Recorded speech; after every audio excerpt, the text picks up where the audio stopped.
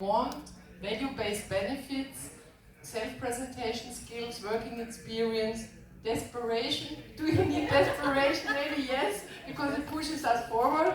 Appreciation is always good. Courage never harms. Advertised salary, let's see. Have alternative offers, always great.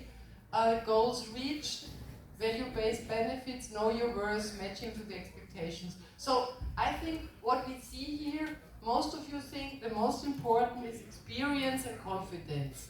Definitely not wrong, you're right. So let's get back to the presentation. I'm so happy to have someone support me, thanks so much. So, exactly. So let's get started. We said that we talk about value times 4. Let's get started with the market value. What is it? Does anyone know? So let me tell you. The market value is the price you can ask for depending on the country you work in. Because, for example, for the exactly same job, in Austria you get probably half of what you get in London. Why? Because the cost of living is so different. And also, when you think of the same job in Austria, and region-wise, you probably get more money in Vienna than you get in the south of Burgenland. Unless it's a small boutique company who wants to beat the big companies in Vienna. But normally, the countryside, some of the countryside pays less than the capital city. And is it fair? No, but this is how it is at the moment.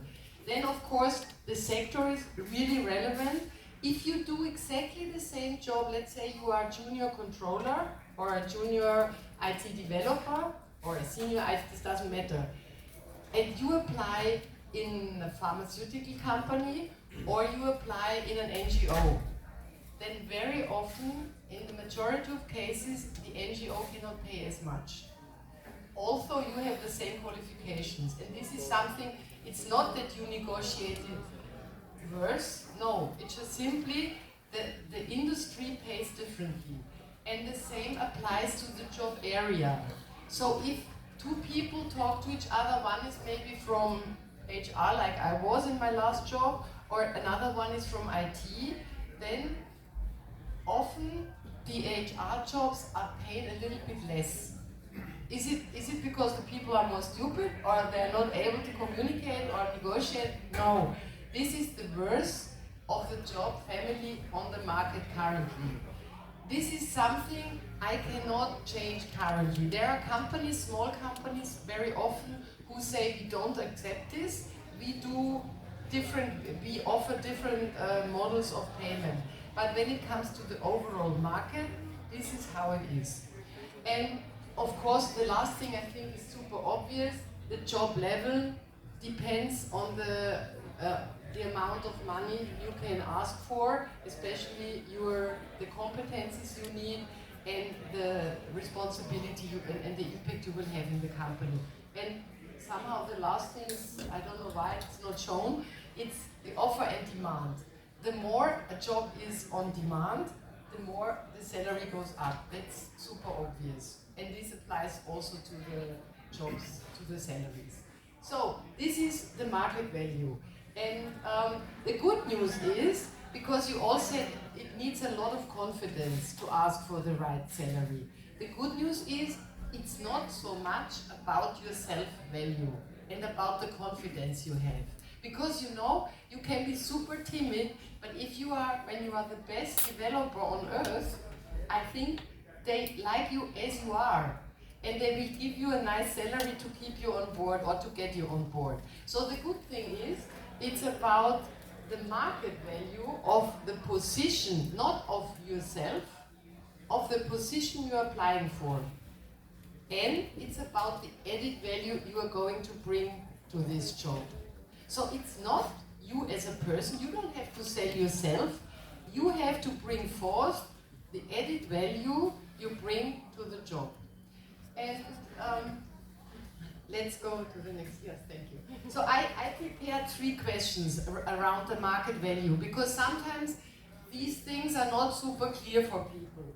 The first one is, How do I know whether whether the salary they offer to me is appropriate or not?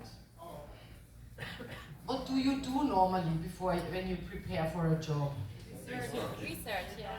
Search them up. Yes, search, exactly. Nowadays, it's rather simple. Search the market. You can go to glassdoor.com. Here in Austria, some of you might not know, we have and in Germany the same, we have a platform which is called Kununu. Kununu is fantastic. You just go there, you give in the company you apply for, and then first you get an overview how this company is rated, culture-wise, and whether it's a modern or old-fashioned company. And then in addition, you have a second slide, which you can open, and then you get a fair idea about the salaries they pay, according to the positions and the level of the position. So, and then you have Stepstone, you have newspapers who write about salaries. What you have to do is, don't look for a specific title, then you find nothing.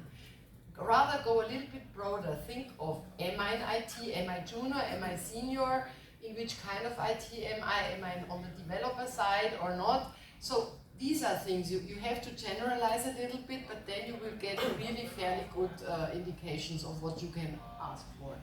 And the question I also get very often is, and especially from people who are not familiar with the Austrian law, is the salary in the job ad final? No, not at, you're fully right, not at all. It's only the legal minimum which the company has to indicate, but the higher you are in the hierarchy, the less it has to do with the salary you will get. It can differ 4 times. So it's not a joke, you know. It's why? Because the legal minimum is only a part of your salary. And then you get normally add-ons to make sure that the company pays you at a market adequate rate. So you should really use all the other search engine, etc., to find out what you can really ask for, and do not rely on this minimum. This is an indicator what the minimum is, but that's it. And the other question I get very often when I'm a beginner in a job, do I have a margin of maneuver? And yes, we do. And why? Because very often these beginners, either they did a master thesis exactly in the job where the company is looking for new competencies, so you are not a total beginner in this field. Maybe for the company you already have more knowledge than they do in this field. Or maybe you did an internship in this company. So what you could do is, you could already leverage on the experience you achieved in the company. Or let's assume you were a cook in your prior job, and then you change completely track, and you now apply in the IT. So can you put this experience can you leverage on this experience? Yes, you can. Why? Because a cook has super organizational skills, needs to be creative, needs to be super precise, quality oriented, and these are all qualifications companies need. Or when you were a mom and were at home for quite a while, you have perfect leadership skills.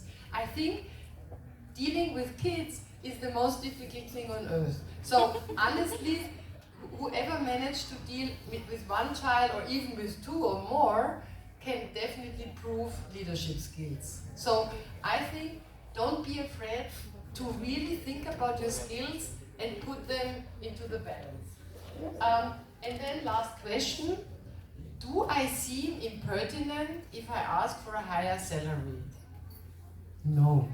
On the contrary, when you are well prepared, this is what the company expects. I tell you, there was a research from Pew, a study from Pew Research this year. They asked about 30,000 people, and they found out that when 100 people get a new job offer, 60%, no, wait a second, yeah, 60% do not ask for more. Bad for them, because the 40% who asked for more, 65% out of these 40% got more. So I really tell you, do not shy away from asking for more. You will get more. And maybe you don't get exactly what you asked for, but you will definitely get more. But often in HR, when we had a really good candidate in front of us, and we said, this is our job offer, we were astonished if they just followed it. We were like, hey, what's wrong with them? Because at the end of the day, when you ask for more and you do it in a nice, appropriate way, it shows leadership. So don't be afraid. It's the tone which makes the discussion impertinent, but not the topic. Good. So let's move on to the added value. How can you demonstrate added value? It combines a little bit with what I said about the market value. Think about the competencies you can bring to the new position. And if it's within the existing company, make sure that you had agreed with your boss on what is really relevant for them, for the company, and do not dwell too much on things which the company did not ask you to. Because then it's normal that they will not be super happy. They will be super happy if you help them solve the problems they have on their plate. And this is added value for the company. It's just a normal thing, isn't it? At the end of the day, if you answer this question, what's in it for them, they will be happy. It's the same with you. If they answer the same question for you, you will be happy. And this will be the company you will stay. So think of it, please. And then last but not least, what if I'm afraid of negotiating? Many people tell me it's even worse than going to the dentist. So I tell you, it never hurts to empower yourself. There are tons of techniques, and we will not dive into all these techniques today because we have a 20-minute intervention here. But make sure, think of what is it which makes you feel stronger. And before you start a negotiation, any difficult discussion, just make yourself stronger. In my case, it's very simple. I just breathe, I exhale. This makes me calmer. And when I'm calmer, I'm stronger in my head. So very simple. For other people, maybe they chant. For the third ones, maybe they go for a jog. Whatever it is, think of it to fortify yourself before you go into a negotiation. And why? Because if you don't believe in yourself, why should your manager do it? There's something else. Okay. And now we can go to the next slide. There's one thing. It doesn't work? Okay, it hangs. Okay, good. Super. One little advice regarding the self-value. I think we are so concentrated on ourselves, on am I worth enough? Am I confident enough? Am I good enough? Can I sell myself to the best? Don't do that. Rather think of the person who is sitting in front of you. Because at the end of the day, very often, this person who is sitting in front of you is not the one who decides. This is the person, you need to help this person to ammunition this person with a maximum of arguments so that this person can sell you. For example, a recruiter often has to sell you to the business. And your manager, if it's within the company you negotiate your salary, your manager very often has to sell you to his supervisor. So make sure you find arguments to hand to this person. And you can even ask, do you have enough? Do you think you have enough arguments to bring forth my case? So rather concentrate on this other person. And it makes you also come across as a very nice person. Thinking of the other side rather than thinking of oneself is always positive. Good. So, last but not least, let's talk about the preparation. How much do you think of your success depends on the preparation? 60, who gives more, who gives less? More. More? Yeah. 80, okay.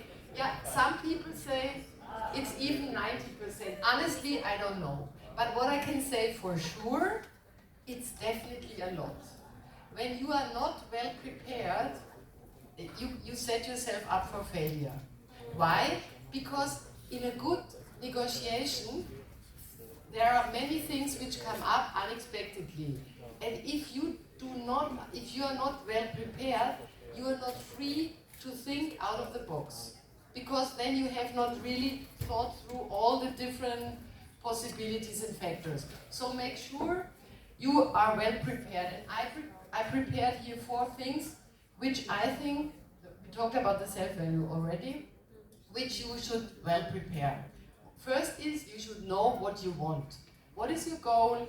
What is your no-go?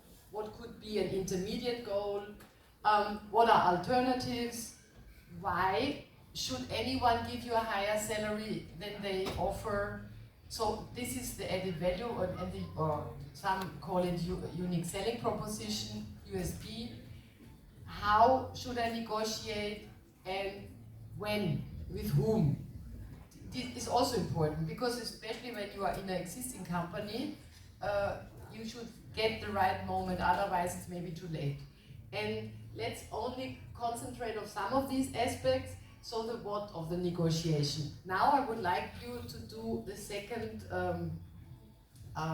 Mentimeter survey, and we have to switch again to the, yeah, you just